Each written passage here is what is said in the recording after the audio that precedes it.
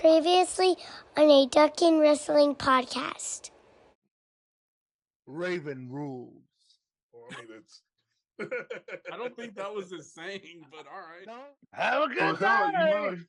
he's from he's the Pride Ninja. It's a nice day. It's a nice day. Wait, I fucked it up.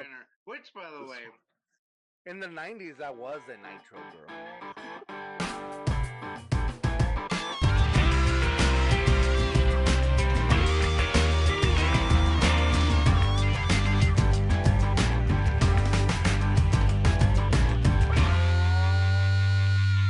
Hey, everybody. Welcome to November's episode of a Ducking Wrestling podcast. This month, we have the Big Dog Daddy here, repping it. And we've also got Mr. Nathaniel Hall sitting over here. With George not here, we had to bring in a special guest who will be off camera, but he will participate. We have Mr.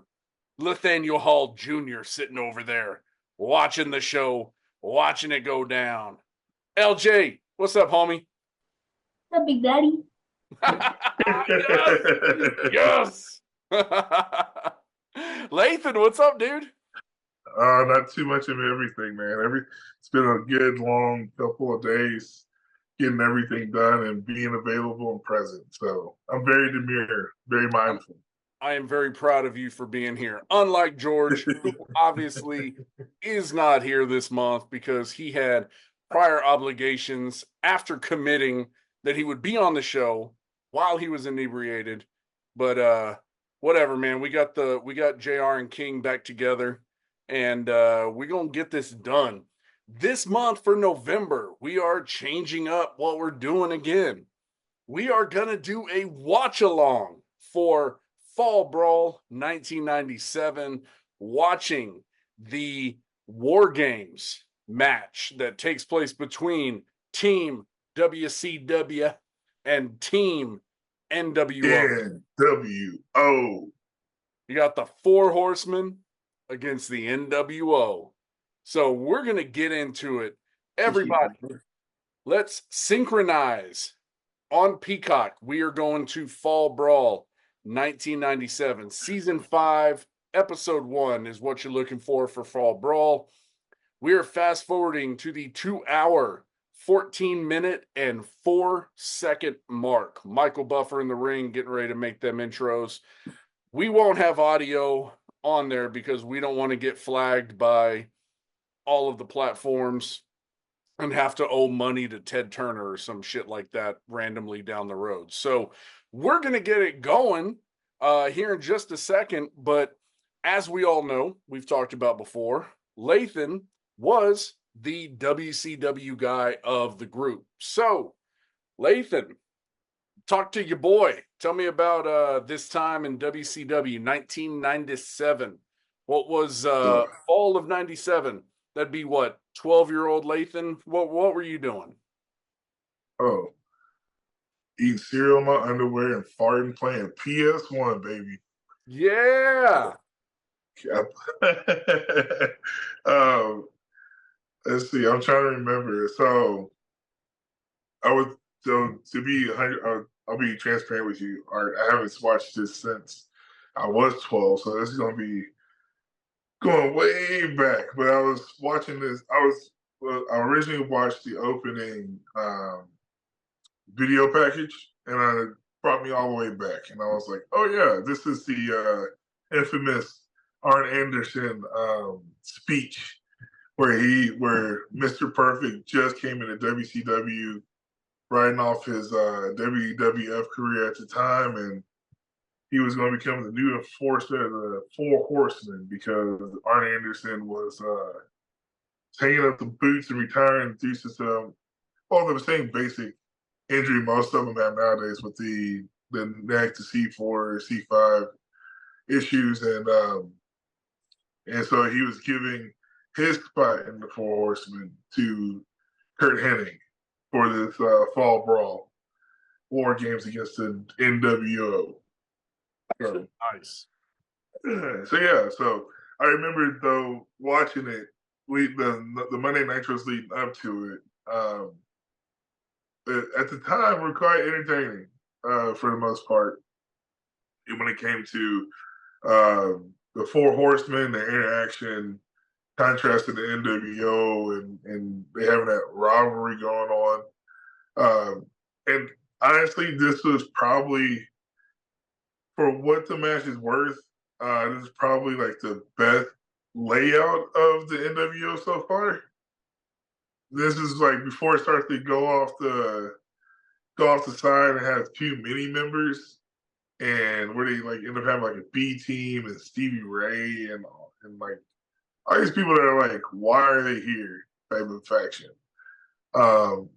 So that's what I remember the most part. But it was good at the time. But looking back at this with the 39-year-old late in the eyes, this is it's going to be entertaining for LJ. I think this is Yeah. Yeah, well, and, I mean, it'll be entertaining for me too. I mean, I wasn't watching ECW at the time, so this will be interesting. We're gonna real quick do that shout out. The jersey this month is gonna be that blackout Texas A&M jersey that they wore. Yeah, thank you, sir. I need to screenshot that, and it's gonna nope, we ain't gonna doing that. All right, man. Well, let's do this. What we're going to do before we get into the actual event, we're going to take our first commercial break. There's going to be only 2 of them, so y'all hang tight, and we will be back with y'all in just a second. Welcome back. Welcome back. Welcome to Too Hard, Too Fast. Too hard, too fast. Too hard, too fast. Too Hard, Too Fast. Welcome to Too Hard, Too Fast. Welcome back. Too Hard, Too Fast. Where we go off the rails and George has to worry about it. So here we go. Find Too Hard, Too Fast podcast on Apple, Spotify, and YouTube. And welcome back, everybody. Here we go. We are at the Season 5, Episode 1 of Fall Brawl, 1997. 2 hours, 14 minutes, 4 seconds in. We are going to hit that magic button coming up in 3, 2, 1, and play. Here we go. So right now we got Michael Buffer in the ring, which we were talking about that before, man. Like, I always felt like Michael Buffer brought something more to the show. Like he almost like legitimized the event itself, but he was already doing boxing and all that at this point, right? Yeah, like that's kind of why the reason WCW brought him in is because he was so known for being the announcer for like the main events of boxing matches at the time, especially when it came to, like, I always knew it was a big deal when Mike Tyson was boxing, not because Mike Tyson was boxing, it's because Michael Buffer was announcing. And I was like, all right, cool. And they always brought him in only for the Big Four event, for them, like for Fall Brawl, for Starrcade, Halloween Havoc. He was always their voice to announce the main event. So that always made it fun. It made it just like give it a different ambiance, you know what I mean, or a different aesthetic. Yeah, and him in the tuxedo kind of lends more to that. I'll tell you what though, man, that dude's got a glorious like salt and pepper bouffant going on there. Gee, seriously. You know, he still gets paid. He trademarked "Let's Get Ready to Rumble." Yeah. Yeah. I'm like, oh man. What a smart business idea. And we got some ghetto ass fireworks coming off here with this tiny ass cage, dude. Like, oh my god. Like this thing it's like putting a Tupperware lid on some like leftover Chinese. Like it barely fits in the ring. And one of the crazy part was, I think this is like one of the first years he started actually having a lid on the ring. I think I remember seeing the earlier Fall Brawl games or War Games where they had like no cage on top. Or I may be rethinking history the wrong way. But yeah, this is just a weird concept for a match in the first place. But you could have made the cage bigger. Yeah. Realistically, yeah. Like when I you mean, see, when the cage doesn't even go to the floor, and like it's barely above like the wrestlers. Like I like to think that Hogan's not in this match because he would have like hit his head. He would have been walking yeah. around like that the whole time.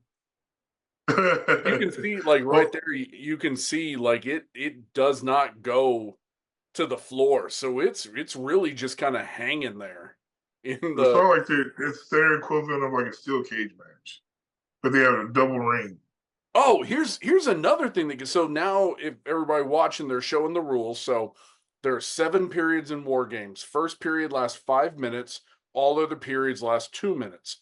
One man from each team enters during the first period. At the end of the first period, the head referee flips a coin. That team wins the toss, sends in the second man. After the second period ends, the other team sends in its second man, making War Games 2-on-2. After the third period, the team which wins coin toss sends in its third man. Teams alternate during remaining periods until all 8 men are in. Surrender or submission, which I think that's kind of the same thing, is the only way to win. There's a lot of damn rules in this match. Oh, no pinfalls, countouts, or disqualifications. So that's official time is kept at ringside. Head referee has final say in War Games. Like, Jesus. All right, we get it. And we all know this is the brainchild of the American Dream, Dusty Rhodes, War Game. And that's a lot of damn rules in War Games. Like, I really like the way that they've kind of updated it now, and how NXT did it for a long time, but now WWE for Survivor Series does it. Yeah, what you'll notice though in this one too is that they don't. So I had to think back and remember that I'm not watching WWF's version of War Games. Like instead of them being at the main entrance ramp in cages, they had them outside of the cage where you can just come in. Yeah. And Can I say so it's weird, like, because we're late 97.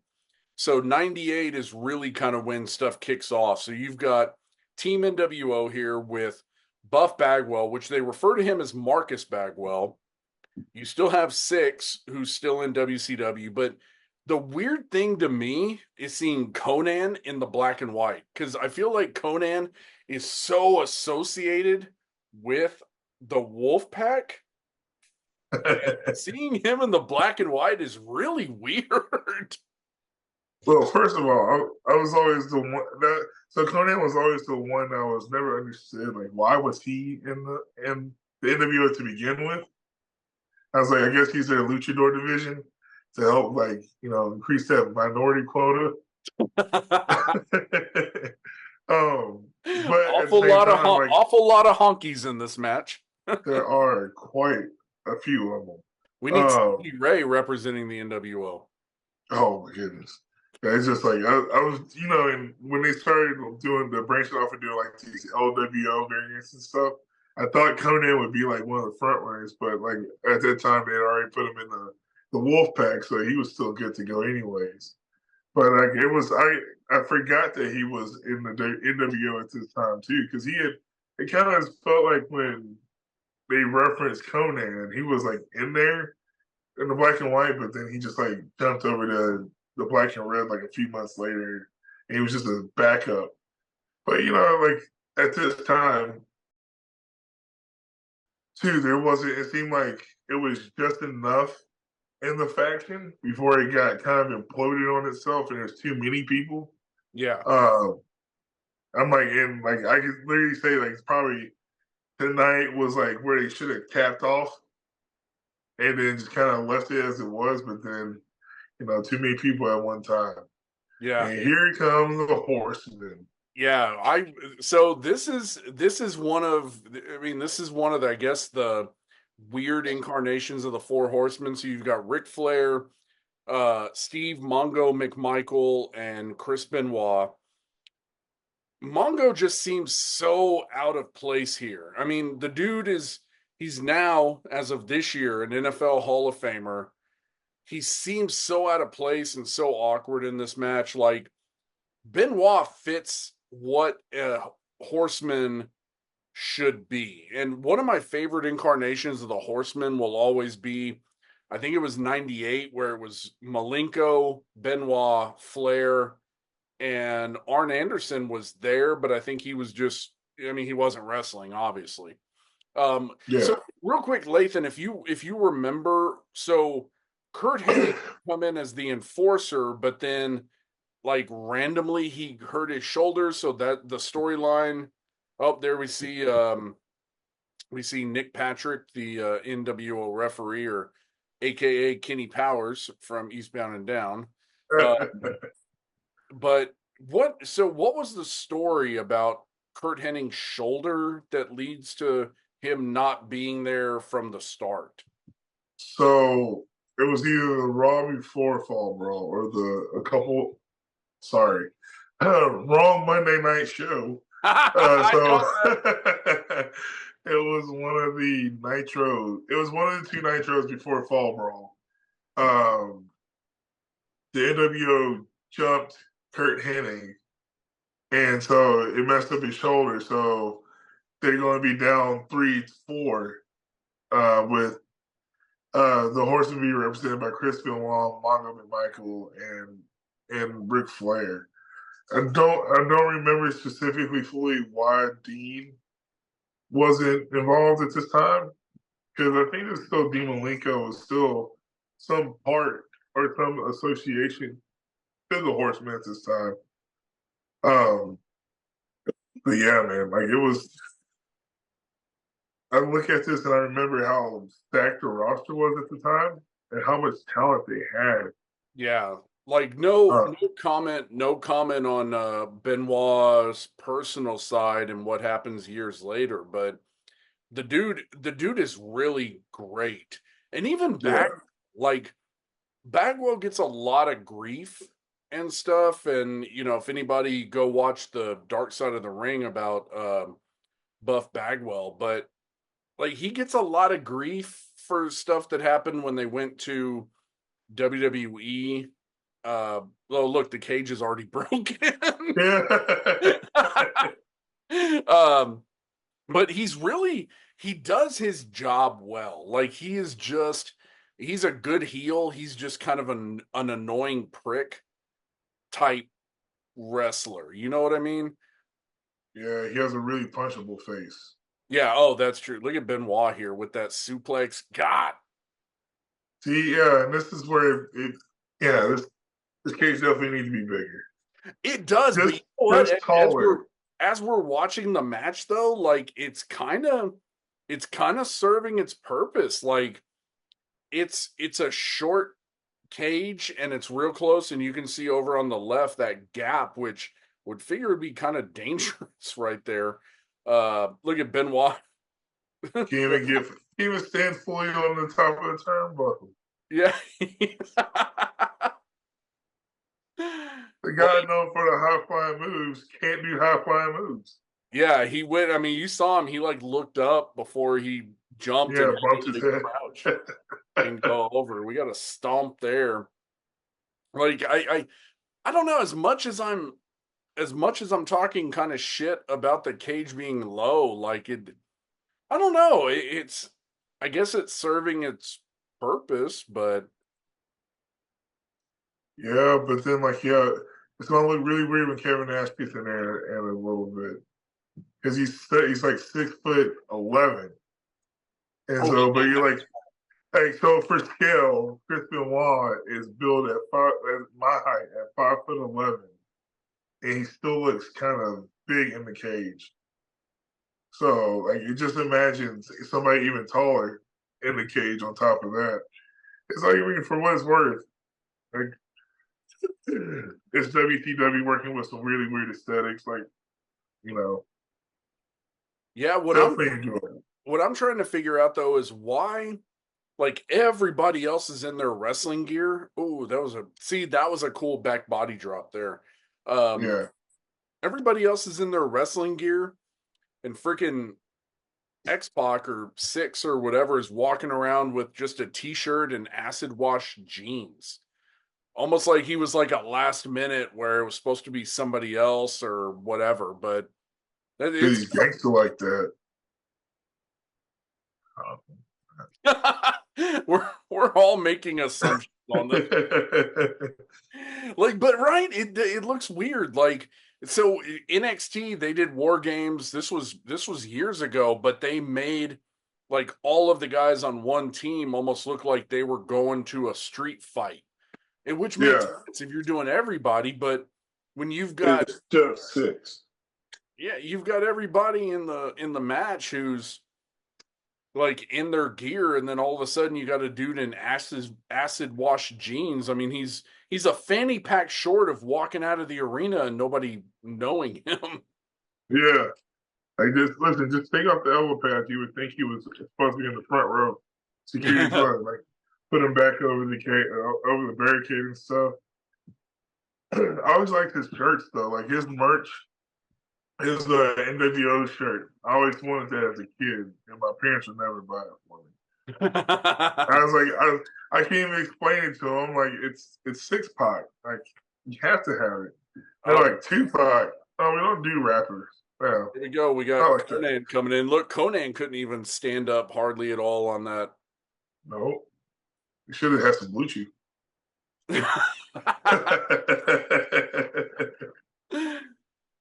Oh man! So we got a body slam there on Conan. I've always liked Conan. Oh God, he just look. So Steve McMichael, like he's just so fucking awkward. Like there, I don't understand the idea of having him as a horseman. I don't get it. I don't. Can you help me understand that as a WCW fan? I can't understand it when I was 12. I can't understand it now. That dude sucks. You should have just stayed as an announcer. I didn't understand why he came out. I know I know why he came out. He wanted to become a wrestler instead of just being an announcer. But at the same time, like he wasn't the best at it. On his best day, he was the worst at it on his best day. And I guess they just try to give him a bigger rub because of his Super Bowl status at the time. I don't know. Yeah, but the Super Bowl, like he won the Super Bowl in 85. This is 97, 12 years after his Super Bowl win. But that was still the Chicago Bears that everybody loved back then. And it just kind of carried over his athletic celebrity because he's not the first football player they had in there. They've had like 2 or 3 football players go through the power plant at the time down in WCW. Yeah, and hearing that. Not including Bill Goldberg at the time, which he's about to, I think, make his debut if he hadn't already just started his winning streak thing. And so like, here comes Big Mongo. AC Green was there for a minute. Oh yeah, yeah. So he's kind of like Mongo at this time was kind of the one that washed out and was more decently put over for whatever reason may be. So, and that 3-point stance. Oh, it's so like, and his hair, like the hair, dude. Like, I feel like watching this match throughout the match, like his hair keeps getting longer and his hairline keeps going back farther. Like, okay, that was actually a good sequence. There's a weird point where they show him and it looks like, I mean, he's just got like the widow's peak where it's like way the fuck back here. I'm like, dude, what, like, everything about Mongo is weird. Why is his trunk so high, first of all? Like, he looks like that old man, just like, they just wants to get in there and wrestle with the young people to still feel like he's cool a little bit. I mean, you got to think. Well, let me bring this up too, because it was something weird I found when I was watching this before. Like Michael Buffer doing the countdown was really awkward because it would get like here in a minute it gets to 20 and he'll go 20. Then it goes to 15. He's like 15. Then it goes to 10 and then 5. At 5 he starts counting down, but it was like a weird like point of counting down. I found they that. didn't. I don't think they did a good job of telling him when to start doing it. He just kind of winged it because at this time also everybody gets to do what they want to do in WCW apparently and make their own decisions when it comes to booking stuff for the most part. Yeah. Unless it's the NWO related stuff. So who's to say if they actually told him to do that or if he went ahead and did it on his own? I'll say right now in the ring, the best wrestlers in here. Number one, you've got who would you put better as a better pro wrestler in the ring right now? Oh,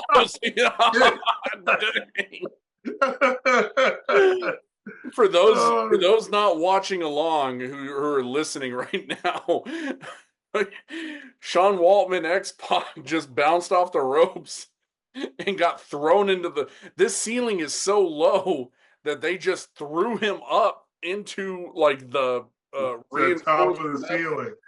That was amazing. Oh, and then the way he's throwing just like pancakes onto the mat. It's just perfect. And look at this. It's like 10 seconds after that happened, and he's already back up, like beating other people up. It doesn't make. Shout out to Sean Waltman. Yeah, for all of his crazy incarnations. Well, yeah. Let me ask. So that's what I was. Oh, and here we go. We got Curt Hennig coming down the ring with a shoulder brace on, trying to say he's good. How perfect is that? Let me ask you. So in the ring right now, I would put Sean Waltman. Who would you put first? Sean Waltman or Benoit as the best wrestlers in the ring? Now, Conan could be in that discussion, but I think X-Pac, Waltman 6 would be 1, 2 with Benoit, and 3 would be Conan. But who's 1, 2, 3? Oh, for sure. Did you get it? For sure, Sean. Overall, the anything that was cruiserweight related inside of WCW, even if they were on the main stage, like right now, was always going to be like number 1, number 2. So hands down, Benoit and 6 are just they basically with them coming in are carrying the match for the most part. Personally, you're going to have the heavyweights coming in, but the more athletic ones are clearly Benoit and 6. Yeah.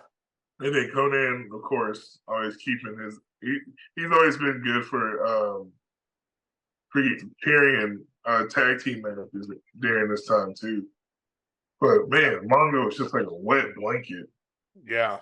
Yeah, now we've got Ric Flair in the ring, and as much as I love Ric Flair, I think he would take the spot of number 3. I think Benoit and 6 still are better wrestlers than him. Now, personality-wise, of course, that could be a whole different discussion, but I really think I think 6 and Benoit are the best 2 wrestlers in the match. Now, once Curt Hennig gets in, that's a completely different story. But as of right now, I would put Flair as number 3 as the best wrestlers in this match. And gotta see. And here's a thing that would have been a great.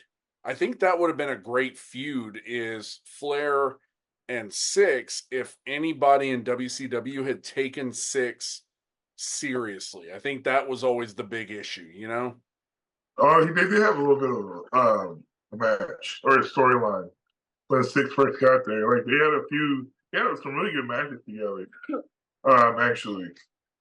And then of course 6 got fired, and he went back up to WCW. But there was a time where they had a couple matches together in WCW that were really good.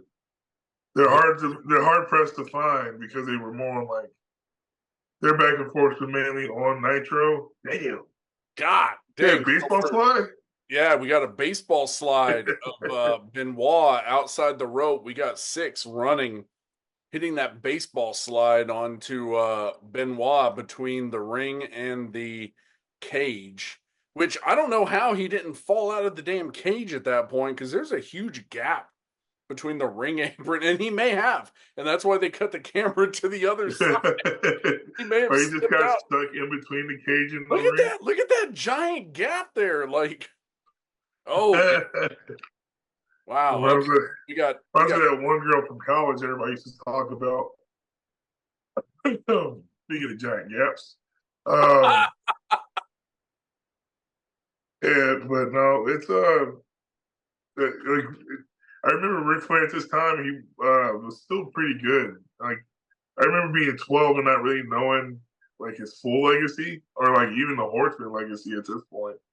But I just know that like Ric Flair was always there, and he was always wrestling Hogan.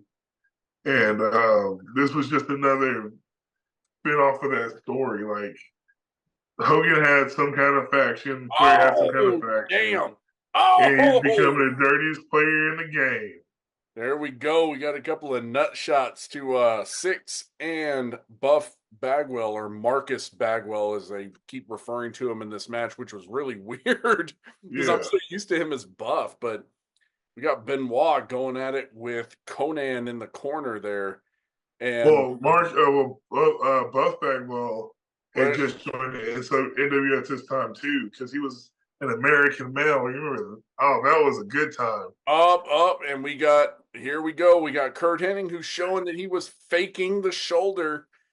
So he's pulling off Nash, and boom! Nail Mongo.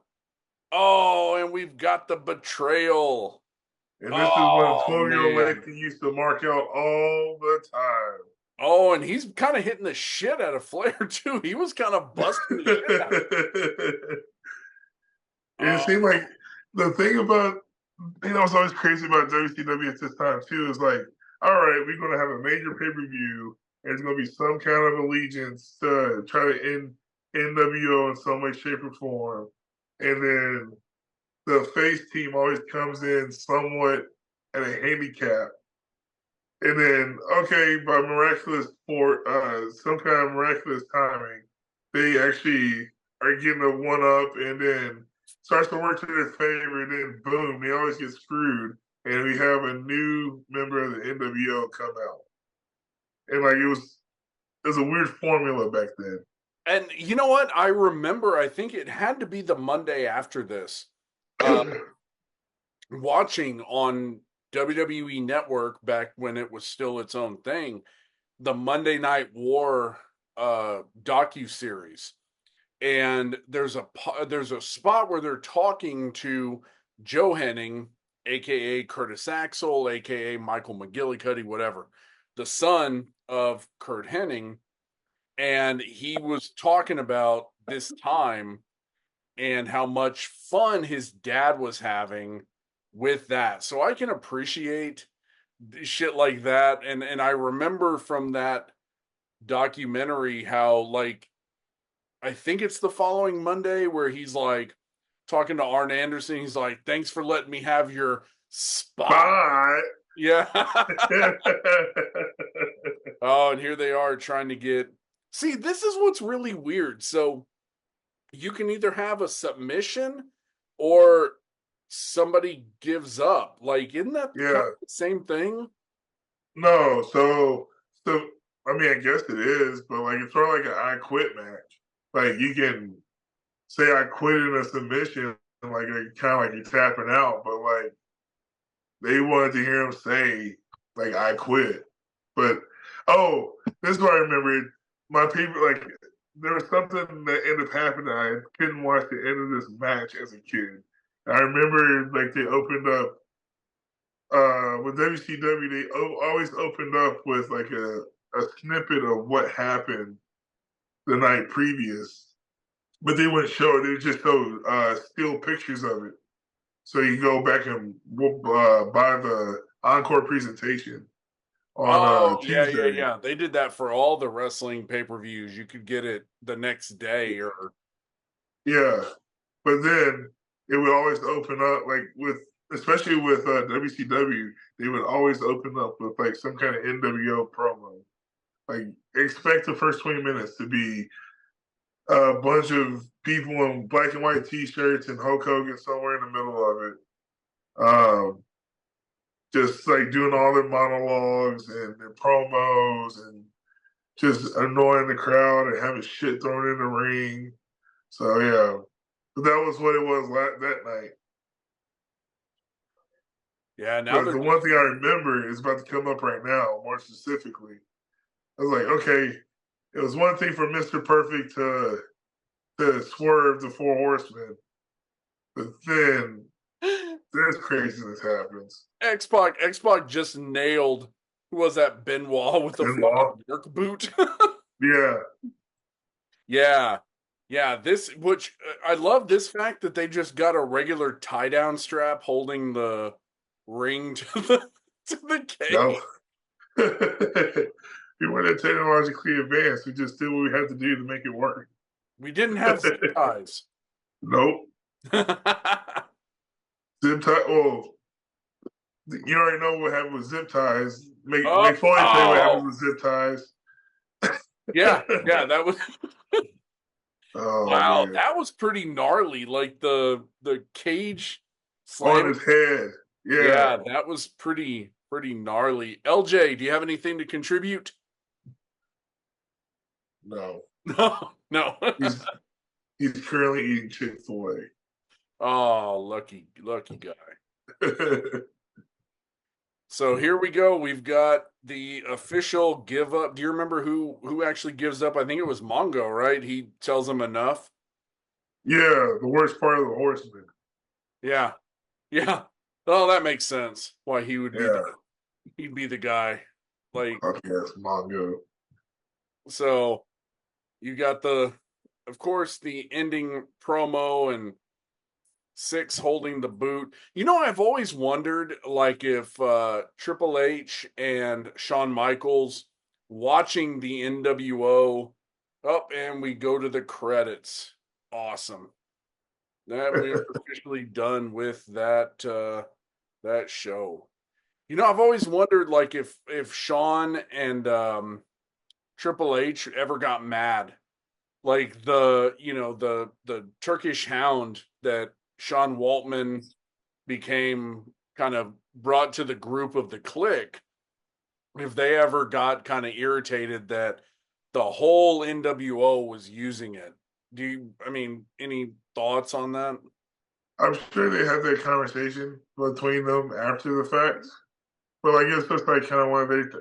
I think they mentioned it from time to time, where in old interviews, where like, it was their thing, but like they were using it down in WCW to make some profit off of it, and they didn't really care too much for it. Like they know it was like kind of their way of saying hi to them on screen, right? Like, your buddy works over at the other company, and you can't really outright say his name because that's a lawsuit, but we know. Yeah. So, yeah. But yeah, I can imagine after the fact, because at the time,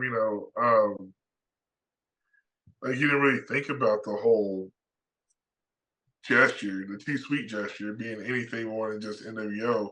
But then, it's like going back and listening to like old documentaries and stuff, and like how they used to do that between all of them.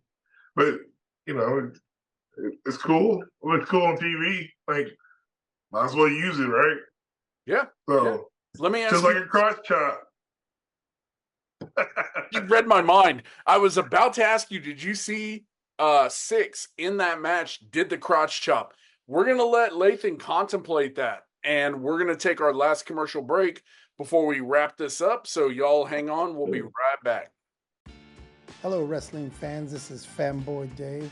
Catch myself, Big Kev and Jeremy from Brothers of Discussion, weekly on Spotify, Apple Podcasts, and any other platform you use to listen to your favorite podcasters. We talk about WWE mostly and have a real good time giving our takes. And every now and then, might throw a little shade at AEW. So hope you give us a shot. You won't be disappointed. Welcome back, everybody. And we are here to wrap up watching Fall Brawl 9-7, the WarGames match between Team WCW and the NWO. So, Lathan, as a WCW fan, rewatching this, what were your thoughts? It was, in the bigger picture, it was fun. It wasn't one of the worst Fall Brawl war game matches they've had. It gets a lot worse. Oh, A lot worse. I like more cringier, but this one actually has some good back and forth, some good talent, and they had a good story beat that went with the match that made sense. Just applying it was just a little bit different than the usual, but it was good. It was entertaining overall, and it just was another stepping stone to peak out NWO. It's like, this is nowhere close to, like, this is where they still are pretty good storyline wise before they start getting really too long winded with their stable faction.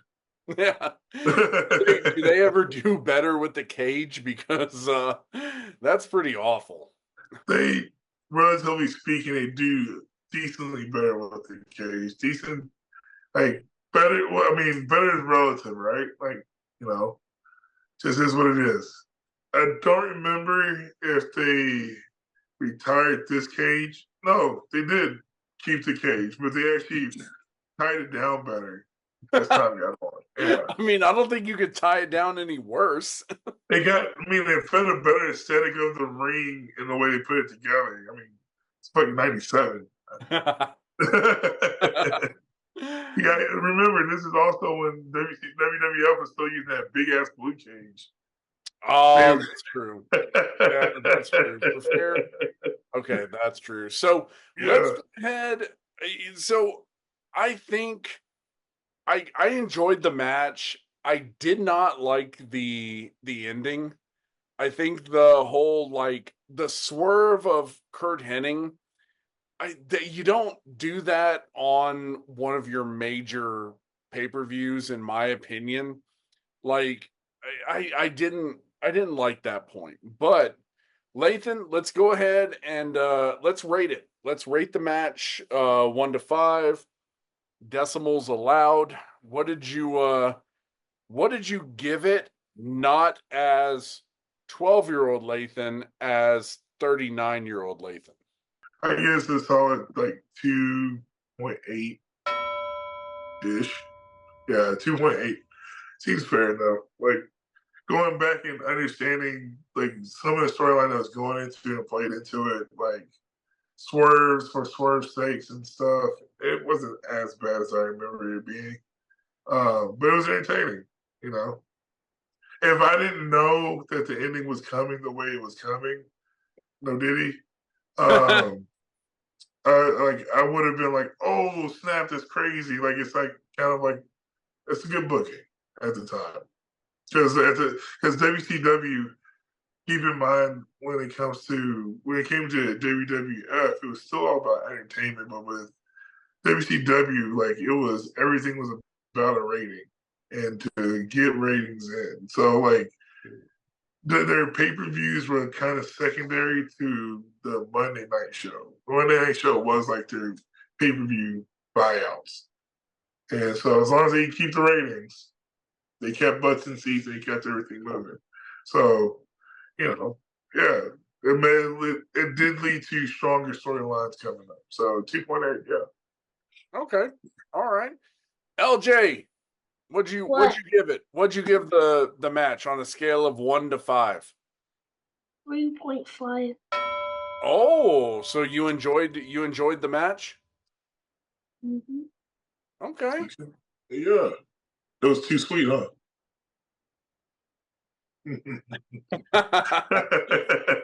Well, I'm gonna say I like as much from the outside looking in. I gave it a 1.68.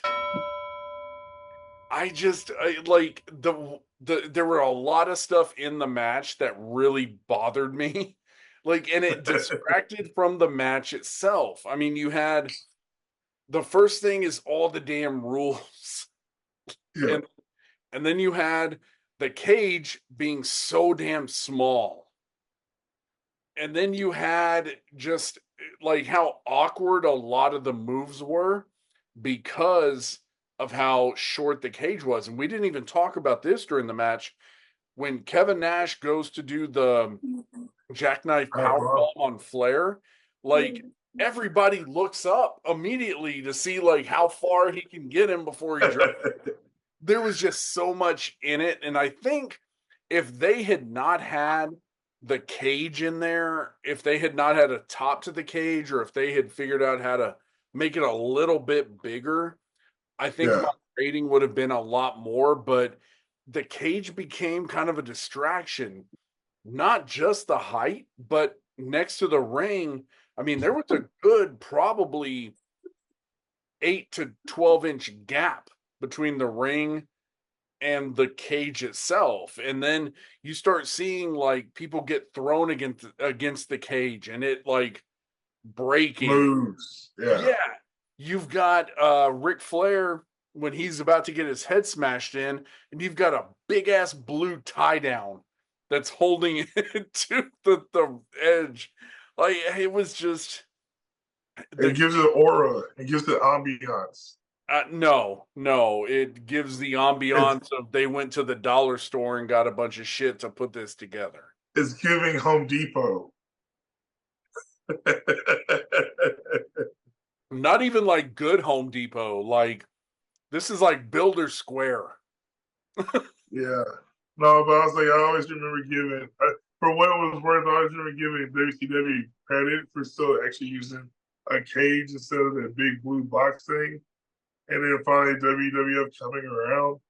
But I was like, because I remember like it was the WWF would be like, still cage. And I'm like, this looks nothing like a cage. This is just, what is this? Yeah. I'm like, okay, WCW is cooler and more real and authentic because they use actual chain link fits. I like this. Yeah, it was. I mean, it wasn't the worst match we've ever seen. It wasn't. It's not the worst. Trust me. Go if you want to take like a Sunday while you're out with a second to go watch 99, 98. There's some terrible. Actually, 94 was pretty horrible. That one didn't make any sense. RoboCop is in it somewhere. I think I was already mad because I didn't have William Regal coming in being like, WarGames! Like, it's become so iconic with him that we are getting ready. We're in November. We have Survivor Series WarGames coming up. And if they don't allow him to do something with saying WarGames, I'm going to be pissed as shit. So absolutely. Let's go ahead and do this, man. So everybody, thank y'all so much. We are in November. So that means we are off in December. So we will see y'all in January. Now, stick around though, because we may have something special planned for December, but you'll have to wait and see. So, Lathan, you and your family, y'all have a very, very happy Thanksgiving. Have a Merry Christmas or a Happy Kwanzaa, whatever you choose to celebrate. I'm black. Don't do that shit. That's for the eat the cat people over there. What are you doing? And banned. All right. Thank y'all, everybody, for checking in and checking us out. We will see y'all in January. And thank you again as we wrap up our second year doing the podcast. Thank y'all so much. Have a happy Thanksgiving, Merry Christmas, Happy Hanukkah, Happy Kwanzaa, whatever the hell you celebrate. Holla at your boy.